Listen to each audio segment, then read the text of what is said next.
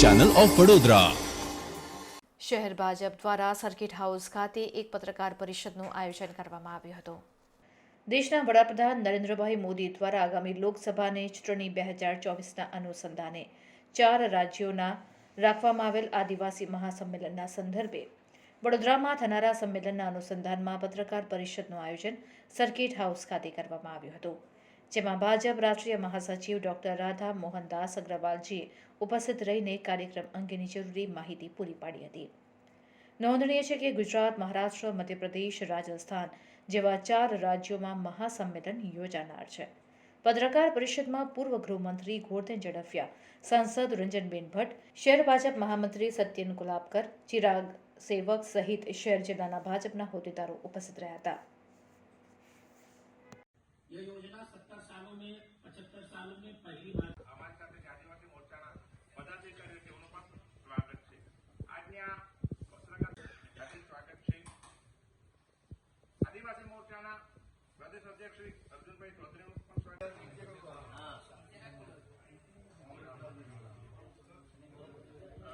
આપણે લોકોના બતાવો એવરીવન રેડી? રાજ્યના પૂર્વ મંત્રી તેમજ ભાજપના ઉપપ્રમુખ ગુજરાત શ્રી ગોરધનભાઈ ઝડફિયાનું પણ સ્વાગત છે। રાધામોહન અગ્રવાલજી ઉપસ્થિત છે, તેઓનું સ્વાગત છે। શ્રી સમીરભાઈ ઉરામજી મીડિયાના મિત્રોનું આજની આ પત્રકાર પરિષદમાં હાર્દિક સ્વાગત છે। આજની આ પત્રકાર વાર્તામાં આપણી વચ્ચે ઉપસ્થિત ભારતીય જનતા પાર્ટી રાષ્ટ્રીય મહામંત્રી શ્રી આદરણીય રાધામોહનદાસ अग्रवाल जी, माननीय राज्यसभा सांसद एवं राष्ट्रीय महामंत्री श्री, राष्ट्रीय ट्राइबल मोर्चा राष्ट्रीय अध्यक्ष समीर ओरांव जी, राज्य कैबिनेट मंत्री कुबेर भाई, प्रदेश मोर्चा अध्यक्ष अर्जुन भाई चौधरी, सांसद बेन श्री रंजनबेन, बने महामंत्री श्रीओ ने आप मीडिया बंधु, आगामी फेब्रुआरी में अंदाजे 15 तारीख थी 20 तारीख की आसपास देशना प्रधानमंत्री आदरणीय मोदीजी नो वडोदरा खाते आदिवासी सम्मेलन, जेमा वेस्टर्न इंडिया एटले मध्य प्रदेश, राजस्थान, गुजरात, गोवा अने दक्षिण भारत बे भाग में माननी जे देश में सम्मेलन थवाना एमां अहींया प्रधानमंत्री श्री मोदी जी उपस्थित रहेशे अने पश्चिम में मध्य प्रदेश, राजस्थान, गुजरात अने ए प्रदेशों एम दक्षिणना प्रदेशों ए अहींया वडोदरा खाते પાંજરાપોળ खाते योजवानुं नक्की कर्युं छे। एनी व्यवस्थाना भागरूपे अमरा राष्ट्रीय महामंत्री श्री राधामोहनदास अग्रवाल जी उपस्थित है। विशेष माहिती माननीय अग्रवाल जी आपसे।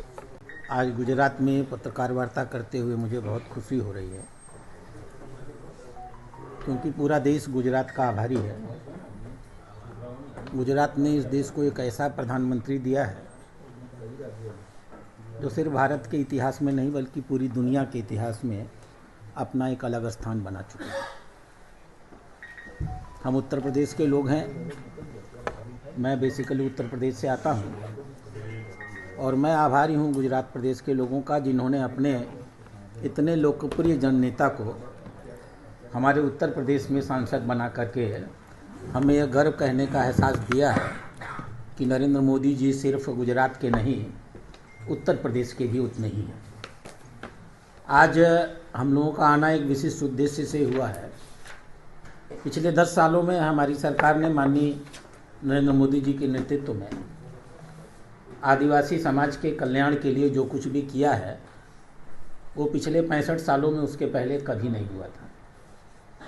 2014 में जब हमारी सरकार आई थी मोदी जी के नेतृत्व में, तो सरकार का आदिवासी कल्याण का जो बजट होता था वो 4495 करोड़ होता था।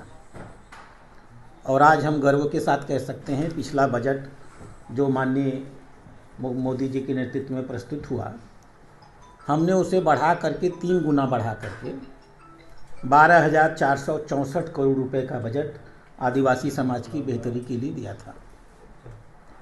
आदिवासी समाज की शिक्षा के लिए जब माननीय प्रधानमंत्री जी आए थे तो शिक्षा का प्राथमिक स्तर पर जो स्तर था वो बमुश्किल से 70% था।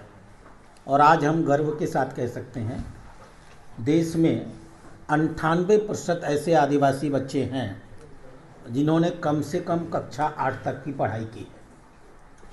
देश में 78% ऐसे बच्चे हैं जिन्होंने कम से कम हाई स्कूल तक, देश में 52% ऐसे बच्चे हैं जिन्होंने कम से कम इंटर तक, और देश में 23% ऐसे आदिवासी समाज के बच्चे हैं जिन्होंने उच्च शिक्षा ग्रहण करने का काम किया है। यह सब कुछ जो वृद्धि हुई है वो माननीय प्रधानमंत्री नरेंद्र मोदी जी के द्वारा आदिवासी समाज के सर्वांगीण विकास के लिए जो नीतियां बनाई गई हैं उनके कारण हुई है। हमने पूरे देश में एकलव्य विद्यालयों की संख्या में अभूतपूर्व वृद्धि की है। हमारी सरकार आने के पहले 167 विद्यालय हुआ करते थे और हम 690 विद्यालय स्थापित करने का लक्ष्य लेकर के चले। आदिवासी बंधुओं में एक ऐसी बीमारी जिसकी कोई चिंता नहीं करता था। मैं पेशे से बच्चों का डॉक्टर हूँ इसलिए जानता हूँ। हमारे आदिवासी समाज में बहुत बड़ी संख्या में ऐसे बच्चे होते थे जो खून की कमी के नाते मर जाते थे, और ये एक ऐसी खून की कमी थी जो खाने पीने की कमी के नाते नहीं थी, अनुवांशिक गुणों के नाते थी। हम आभारी हैं हम अपने प्रधानमंत्री के 1 जुलाई 2023 में उन्होंने एक अभिनव योजना प्रारंभ किया। देश में आदिवासी समाज के 7 करोड़ ऐसे नागरिक जिनकी उम्र 40 साल से कम है, हम हर उस ऐसे नागरिक का स्क्रीनिंग करेंगे, छांट करके उन लोगों को निकालेंगे जिनके अंदर सिकल सेल एनीमिया के क्रोमोसोम्स होंगे, और जो मेडिकल रास्ते पर उसका ट्रीटमेंट या रोकथाम होगा हम उसे करेंगे। और मुझे बताते हुए गर्व की अनुभूति होती है। 1 जुलाई की घोषणा की गई थी। मैंने कहा मैं बच्चों का डॉक्टर हूँ। आज 23-24 जनवरी को हम बैठे हैं।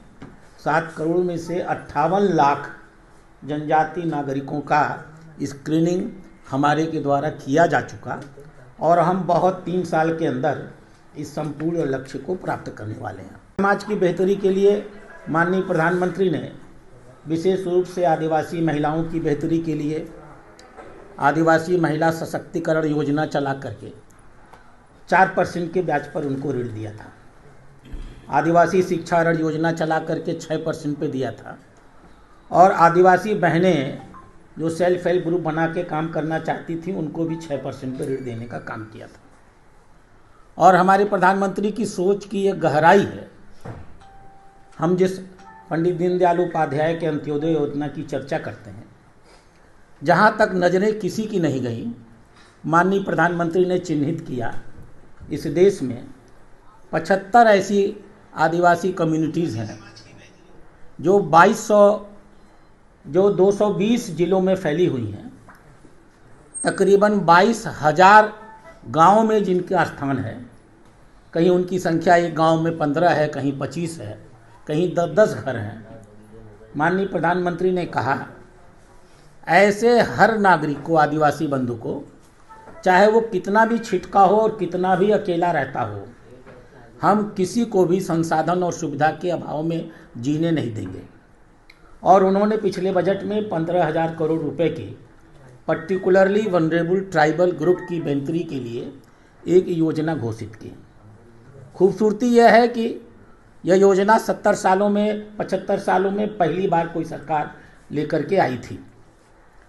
घोषणा उन्होंने 15,000 की किया, और अभी 15 नवंबर को जब उन्होंने योजना लागू किया तो वो स्वयं भी संतुष्ट नहीं थे, और उन्होंने उस 15,000 की घोषणा को बढ़ा करके 24,104 करोड़ रुपए कर दिया। मैं आपको स्पष्ट करूंगा, यह कार्यकर्ता अधिवेशन है, यह नागरिक सम्मेलन नहीं है।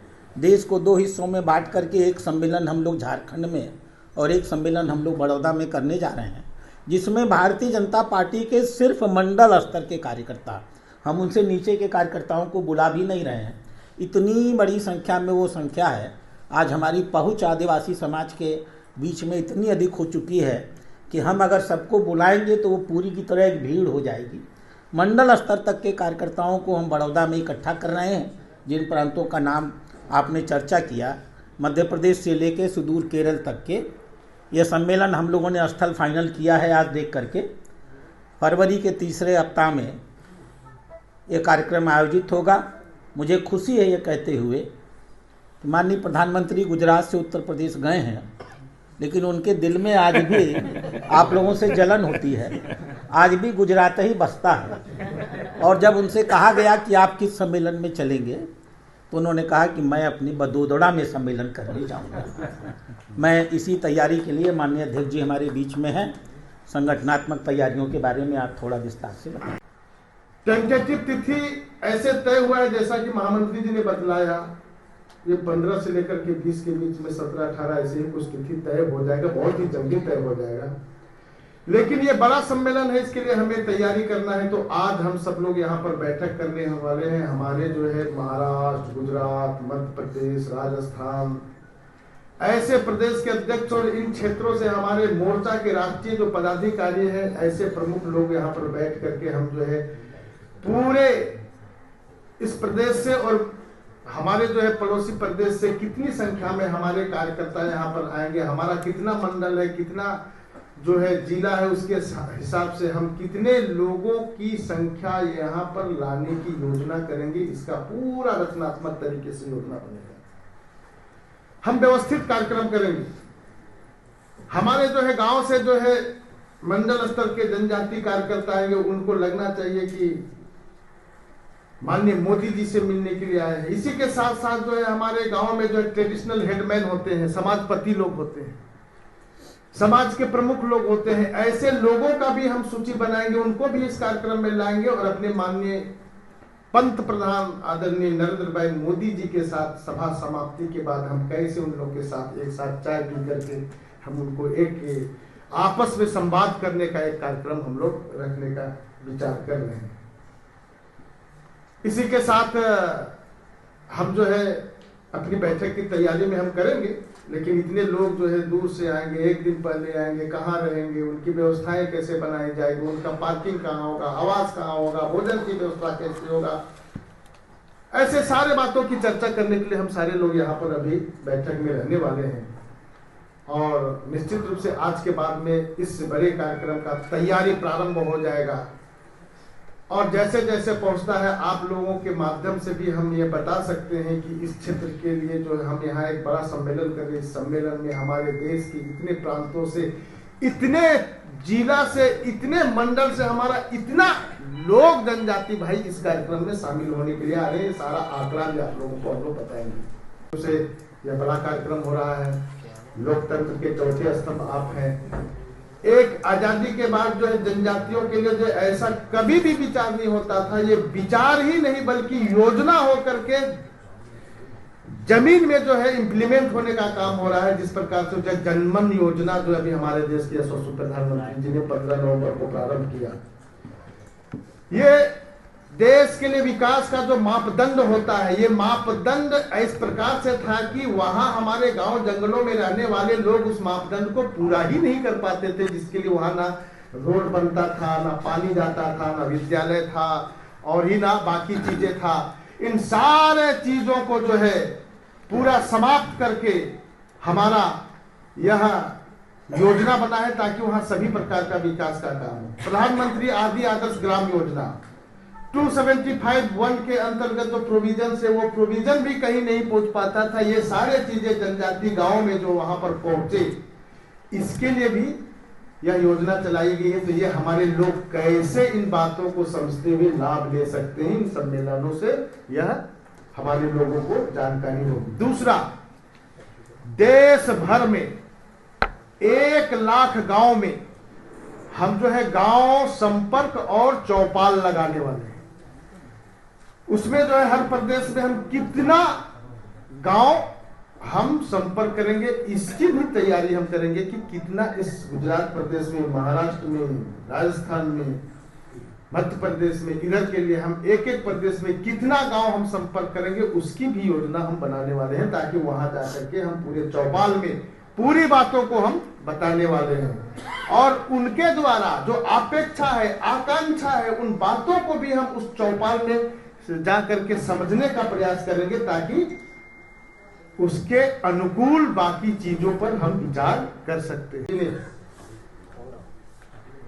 देश के अंदर रहने वाले जनजाति कम्युनिटी के लिए यशस्वी प्रधानमंत्री आदरणीय नरेंद्र भाई मोदी जी के नेतृत्व में किस प्रकार से रचनात्मक योजनाएं उनके विकास के लिए, समृद्धि के लिए किया गया है, इन सारी बातों को आपने बताया। अब पूरे देश भर में एक ऐसा माहौल है कि आदरणीय मोदी जी के साथ जुड़ करके चलने के लिए, चाहे वो उत्तर से दक्षिण हो, चाहे पूरब से पश्चिम, हम कहते हैं कश्मीर से कन्याकुमारी हो, या तो कच्छ से कामरूप तक हो, पूरे देश भर में हमारा जो जनजाति समुदाय है, ये सभी लोग अब देख रहे हैं कि आजादी के 75 वर्षों में अगर किसी ने जनजाति के लिए विचार किया, योजना किया, काम किया, आगे बढ़ाने के लिए जो सोच रहा है, ये भारतीय जनता पार्टी और भारतीय जनता पार्टी के यशस्वी प्रधानमंत्री आदरणीय नरेंद्र भाई मोदी जी के नेतृत्व में। तो ये जो है स्वाभाविक रूप से संगठन ने यह विचार किया कि भाई देश भर में हमें जनजाति गांवों में कैसे पहुंच करके हमारे लिए जो काम हो रहा है, योजनाएं हो रहा है, इन योजनाओं को हम उनको बताएं और उनकी योजनाओं को कैसे लाभ दे सकते हैं, और उनको यह भी जो है जानकारी दे, आत्मबोध उनको हो कि मोदी जी हमारे लिए ये कर रहे हैं। इसलिए 3 प्रकार के कार्यक्रम हमारे देश भर में अभी जनजातियों के लिए योजना बनी है। पहला कार्यक्रम है कि हम देश भर में 2 भागों में एक बड़ा जनजाति सम्मेलन, जो कार्यकर्ताओं का होगा, जैसा हमारे महामंत्री जी ने बतलाया, तो एक उत्तरी क्षेत्र और एक दक्षिणी क्षेत्र। तो उत्तरी क्षेत्र के लिए वो झारखंड की राजधानी रांची में, जो कि बिहार, बंगाल और नॉर्थ ईस्ट से लेकर के यहाँ छत्तीसगढ़ और उड़ीसा तक के ऐसे यूपी, ये प्रदेश जो है ये आपका एक सेंटर है, वहां एक सम्मेलन होगा। दूसरा सम्मेलन हमारा इधर दक्षिण और पश्चिम क्षेत्र, तो ये राजस्थान, गुजरात, महाराष्ट्र, मध्य प्रदेश से लेकर के तेलंगाना और केरल, तमिलनाडु तक के हमारे कार्यकर्ता इस सम्मेलन में आएंगे, जो कि यहाँ बड़ोदरा में होना है। इस प्रकार से हमारे देश भर में 700 से ऊपर जनजाति समुदाय है। आज जो है बहुत छोटे छोटे जो जात के लोग हैं वो संपर्क से बाहर रहते हैं, उनका क्या स्थिति परिस्थिति है, संवाद नहीं होता है, लोग जान नहीं पाते हैं, तो विचार भी नहीं हो पाता है।